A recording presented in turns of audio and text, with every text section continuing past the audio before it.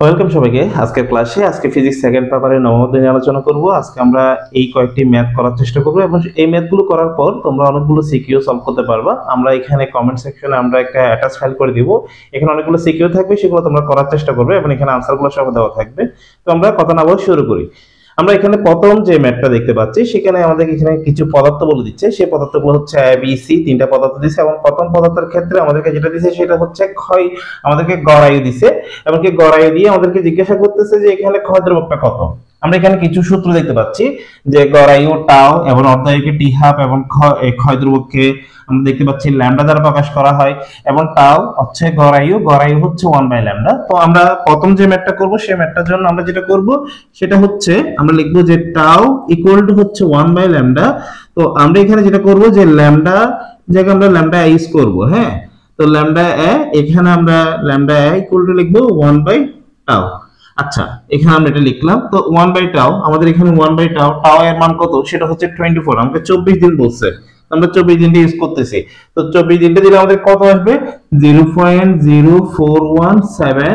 আচ্ছা, এককটা কি দিব দেখো, এখানে আমাকে বলছে হচ্ছে এত দিন, তাহলে দিন মানে হচ্ছে ডে, তো আমরা এককটা দিব হচ্ছে ডে ইনভার্স। যদি আমাদেরকে বলতো এত ইয়ার, তাহলে আমরা লিখতাম এত ইয়ার ইনভার্স। আশা করি আমাদের এই অঙ্কটি ক্লিয়ার। আমরা এরপর 2 নম্বর অঙ্কটি করি। 2 নম্বর অঙ্কটির ক্ষেত্রে আমাদেরকে যেটি বলা দিল সেটা হচ্ছে আমাদেরকে অর্ধায়ু বলে দিছে, সে অর্ধায়ুটা বলতেছে হচ্ছে 22 দিন। তো আমরা সেটা লিখি যে টি হাফ ইকুয়াল টু হচ্ছে 22 ডে, আমরা এটা লিখে নিলাম। এরপর আমাদেরকে কি বললো, আমাদেরকে বলতেছে তাও ক্ষয় ধ্রুবক, অবক্ষয় ধ্রুবক একই কথা, ক্ষয় ধ্রুবক একই কথা। তো আমরা এখানে যেটা লিখবো সেটা হচ্ছে যে আমাদের টি হাফ ইকুয়াল টু, আমরা কি লিখতেছি সূত্র উপরে, টি হাফ ইকুয়াল হচ্ছে 0.693 ডিভাইড বাই হচ্ছে ল্যামডা। তো আমরা এখানে লিখবো 0.693 ডিভাইড বাই হচ্ছে ল্যামডা। আমরা এখানে জাস্ট একটা জিনিস ইউজ করবো, সেটা হচ্ছে আমরা এখানে ল্যামডা বি ইউজ করতেছি। তো আমরা এরপর যেটা করবো সেটা হচ্ছে lambda B equal to 0.693 divide by হচ্ছে টি হাফ।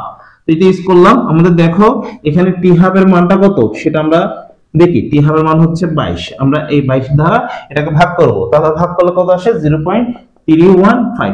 তো আমরা একটু আগে অলরেডি বললাম, সেটা হচ্ছে আমরা এখানে কিসে রাখবো, এটি ডে ইনভার্স। ওকে, আমাদের আশা করি এই দুটি মেতে তোমাদের আশা করি কোনো প্রবলেম নেই। আমরা 3 নম্বর অঙ্কে যাচ্ছি। আচ্ছা, 3 নম্বর অঙ্কটিতে আমাদেরকে যেটা বলতেছে সেটা হচ্ছে 40% ক্ষয় হতে আমাদের সময় লাগতেছে কত 30 দিন। তাহলে দেখো 40% যদি ক্ষয় হয় তাহলে আমাদের ক্ষয় হচ্ছে কত 40%, ক্ষয় হয় 40%, আমরা ক্ষয় হয় 40% লিখলাম। এরপর আমাদেরকে তারা যদি আমরা বলি তাহলে ক্ষয় হলে আমাদের কতটুকু পরমাণু থাকবে, তাহলে আমাদের থাকবে হচ্ছে সেটি হচ্ছে 60%। আমরা কিভাবে করতেছি, 100% বিয়োগ 40%, তাহলে 100% থেকে 40% বিয়োগ করলে কত থাকে 60%।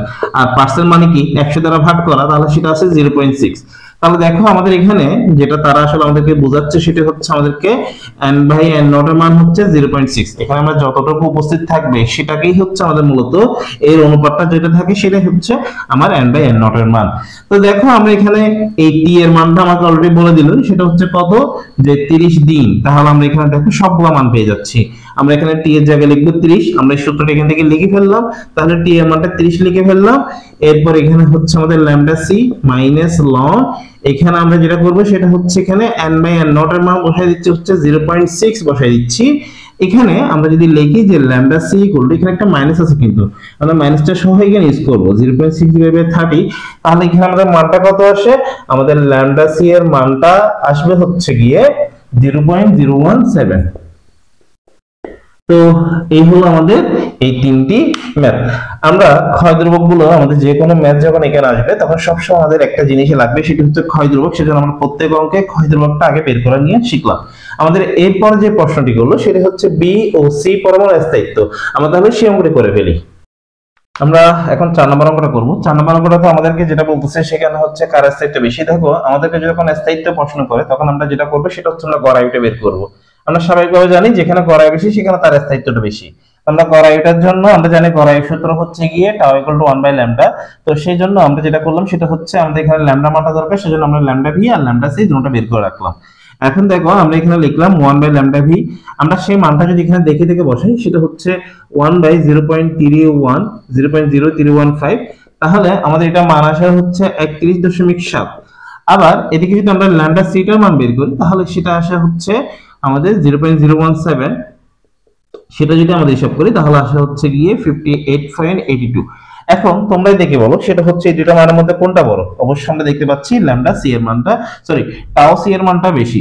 সো আমরা যেহেতু দেখতে পাচ্ছি যে টাও সি গ্রেটার দেন টাও বি, তাহলে আমরা যেটা বলতে পারি সেটা হচ্ছে আমাদের সি পরমাণুর স্থায়িত্বটা বেশি, অর্থাৎ সি পদার্থের স্থায়িত্ব বেশি। আমাদেরকে কি পদার্থ সেটা বলে নাই, তো আমরা এখানে বলবো এখানে সি পদার্থের স্থায়িত্বটা বেশি।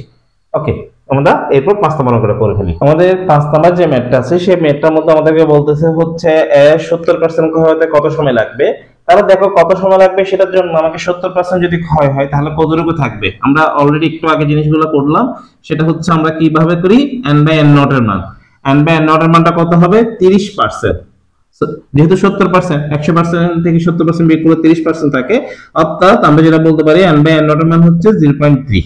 ওকে, আমরা এখানে দেখো আমাকে অলরেডি যেহেতু এখানে পদার্থের কথা বলতেছে, পদার্থের গড় আয়ুটা আমরা আগে থেকে জানি, সরি ক্ষয় দ্রব্যটা আমরা আগে থেকে জানি। তো আমরা সেই ক্ষয় দ্রব্যটা আর এখানে এটা বসাই দিই, মাইনাস লন এখানে হচ্ছে 0.3 ডিভাইড বাই হচ্ছে ল্যামডা, এখানে আমরা ইউজ করব হচ্ছে ল্যামডা এ, তাহলে ল্যামডা এর মান হচ্ছে 0.0417। আমাদের এই মানটা যদি হিসাব করি তাহলে কত আসে, সেটা আসতেছে হচ্ছে কি আমাদের 28.90 দেয় কিংবা দিন যাই বলি না কেন। তো আমরা এভাবে প্রত্যেকটা অঙ্কের জন্য আমরা চাইলে করতে পারি। দেখো আমরা এই অঙ্কগুলো করার পর এখানে অনেকভাবে আসতে পারে, আমাদের এখানে আসতে পারে পরীক্ষা এভাবে করে গ্রাফ দিয়ে ফেলতে পারে, সেই গ্রাফগুলো দিয়ে আমাদেরকে এভাবে করে ইঙ্গিত দিয়ে দিবে যে এতটুকু সময়ের মধ্যে যখন আমার দিন এখানে যখন আমাকে টি এর মান বলে দিল, যখন এখানে আমার আসা হচ্ছে 10, তখন 10 দিন, তখন আমার এখানে যেটি ক্ষয় হলো কিংবা কতটুকু পরমাণু আছে সেটা বললো হচ্ছে 0.3 n নট। তো এইভাবে আমাদেরকে তখন আমাকে এর জায়গায় আমরা এটা সরাসরি বসাই দিলে তখনই সেক্ষেত্রে আমাদের কাটাকাটি আসে কিন্তু, অর্থাৎ আমাদের এখানে n ইকুয়াল টু যেটা বোঝাচ্ছে সেটা হচ্ছে 0.3 n নট। তাহলে আমরা জানি হচ্ছে n বাই n নট আমরা বসাতে হয়। তাহলে দেখো এখানে যদি বসাই 0.3 n naught divide by n naught, তাহলে n নট কাটাকাটি করলে 0.3 এইভাবে আমাদের এগুলো আসে। তো যাই হোক আমরা এভাবে করে অঙ্কগুলো করার চেষ্টা করব।